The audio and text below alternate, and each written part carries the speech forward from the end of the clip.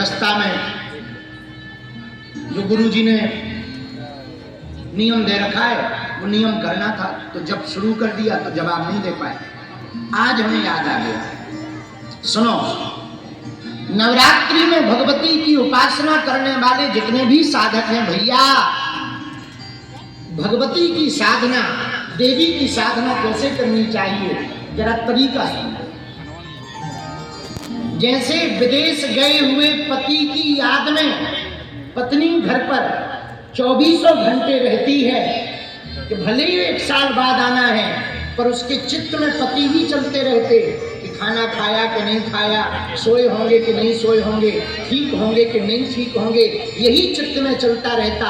वैसे ही देवी के साधक को पूरे जीवन भर भगवती के बारे में चिंतन करना चाहिए कि हमारी माँ कैसी होगी, हमारी माँ दिखती कैसी होगी, हमारी माँ जब हमें दर्शन देगी तो कृपा कैसे करनी है।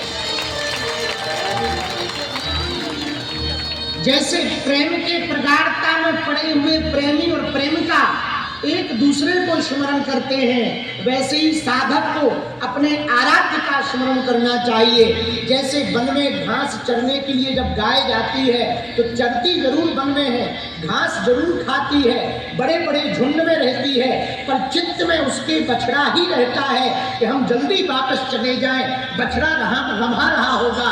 और जैसे ही शाम को वापस आती है तो बड़े बड़े पेड़ों की लकड़ियों को तोड़ती हुई वो बछड़ा के पास दौड़ी चली आती है। वैसे ही साधक को अपनी आराधना के प्रति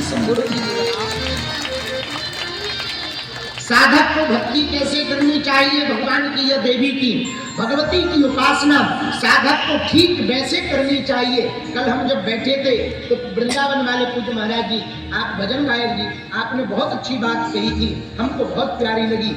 आपने कहा जैसे पनहारनी जब पानी भरने जाती है, पानी भर करके आती है तो रास्ते में सहेलियां मिल जाती हैं, बातें सहेलियों से करती है, लंबी लंबी बातें करती है, हाथ मारती है, लेकिन उसका चित्त मटका पर रहता है कहीं ये गिर ना जाए। वैसे ही साधक को संसार में रह करके सब बातें करनी चाहिए, सब कुछ करना चाहिए, पर चित्त तो भगवती के चरणों में ही रहना चाहिए। चित्त तो आराध्य के चरणों में रहना चाहिए। चित्त हमारा मन परमात्मा के ही, भगवती के ही चरणों में रहना चाहिए। बोलो सीताराम, जोर से बोलो और जोर से बोलो। अब प्रश्न उठता है भैया, भगवती मिलेगी कैसे? एक बात बताओ, बुरा न मानना, एक बात हम कह रहे हैं, क्या तुमने कभी किसी नदी को पता पूछते देखा? किसी नदी ने कभी पता पूछा कि समुद्र कहाँ है? बोलो नहीं, जोर से बोलो। कुछ लोग हमारे पास आते, गुरुजी बताओ ये भगवान कितने दिन में मिलेंगे, कितने साल में मिलेंगे? खटरी के बल, नक्कटा, मूसर चमड़ा। अरे भगवान की कोई डेट फिक्स हो तो मिले। एक आदमी नारद जी मिल गए रास्ते में, नारायण नारायण नारायण नारायण। आदमी बोला महाराज आप कौन हो? नारद जी बोले हम नारद जी, जय हो महाराज। कहाँ जा रहे? ब्रह्म लोग जा रहे हैं, विष्णु लोग जा रहे हैं। अरे वाह महाराज, क्या कर रहे हो चेला?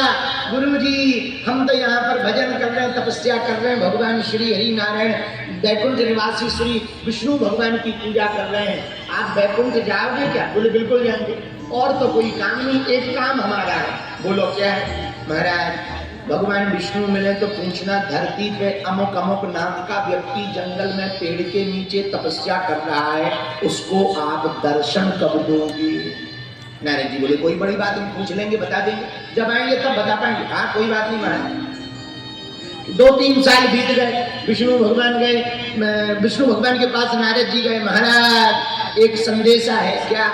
पृथ्वी लोक में अमुक अमुक नाम का व्यक्ति जंगल में अमुक पेड़ के नीचे तपस्या कर रहा है, उसको आप कितने दिन बाद दर्शन दोगे?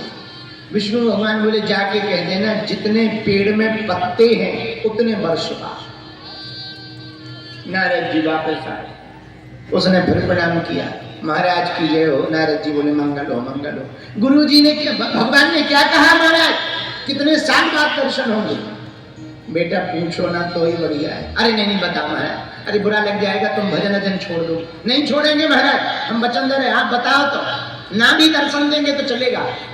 बेटा भगवान ने कहा जितने इस पेड़ में पत्ते हैं इतने वर्षों बाद दर्शन देंगे। इतना कहते ही वो नाचने लगे। नारद जी को लगा पगले आ गया है, दिमाग खराब हो गया, लगता है इसको अटैक आ गया है, लगता है सदमा लग गया है, पागल हो गया है। अब वो लगा नाचने, लगा जप करने, मंत्र जाप करने, जो मंत्र जप कर रहा था भयंकर जप करने लगा। और जैसे ही जप किया नारद जी, खूब लोग हैं पर वो रो गए, चिल्लाए, जप करे, नारद जी को लगा पूरा ही पगला हो गया। और देखते ही देखते भगवान विष्णु प्रकट हो गए। नारद जी ने कहा आप कौन? विष्णु भगवान बोले हम जिनसे तुम अभी मिल के आए। नारद जी बोले आप ठीक हो कि नहीं? भगवान विष्णु बोले क्यों? बोले वाह, आपने अभी थोड़ी देर पहले क्या कहा था कि भक्त से कह देना जितने पत्ते हैं उतने सालों बाद मिलेंगे, और आप तो मिनटों में ही प्रकट हो गए। भगवान बोले जिस हिसाब से ये उस वक्त भजन कर रहा था उस हिसाब से इतने साल लगते, लेकिन ये जो इसने अभी 2-4 घंटे में भजन किया तो हमें अभी आना था। आपको बात समझ आ गई? आ गई समझ में? जोर से बोलो। मतलब क्या है? भगवान कब मिलेंगे? जब तुम्हारी आतुरता, उत्सुकता भगवान को प्राप्त करने के लिए जब तुम्हारे अंदर तर्पण बढ़ जाएगी, सोई परमात्मा तुमको प्राप्त हो जाएंगे। बोलो सीताराम। जोर से बोलो, और जोर से बोलो, और जोर से बोलो। एक बात है, हाँ ठीक है, सुन तो लो ना कटा।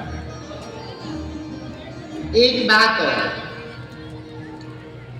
जो अपने बल पर जिएगा वो निश्चित है